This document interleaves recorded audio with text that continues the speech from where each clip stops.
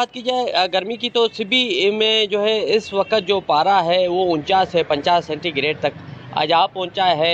बाजार जो है वीरान होकर रह गई हैं, शहरी अपने घरों में मैसूर होकर रह गए हैं। बात की जाए लोड शेडिंग की तो एलानिया और गैर एलानिया लोड शेडिंग का सिलसिला जारी है। शहरी इलाकों में 12-12 घंटे लोड शेडिंग की जा रही है, जबकि बात की जाए दही इलाकों की तो दही इलाकों में 14 से 16 घंटे जो है लोड शेडिंग का सिलसिला भी जारी है। दूसरी जानिब डॉक्टर्स और तिब्बी माहिरीन का कहना है कि ठंडे मशरूबात का ज़्यादा से ज़्यादा इस्तेमाल करें ताकि गर्मी से बचा जा सके। इस हवाले से शहरियों से जानने की कोशिश करते हैं वो क्या कहते हैं।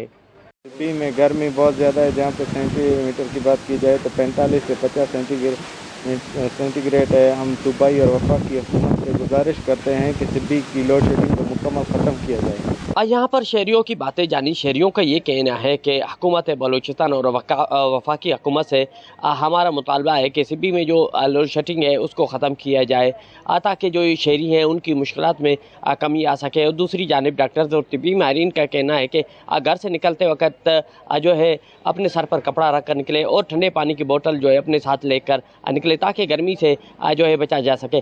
कैमरा टीम के साथ रिपोर्टर ज़हूर मक्सी, साथी रिपोर्टर यार अली के साथ अवश्य न्यूज़ सिब्बी।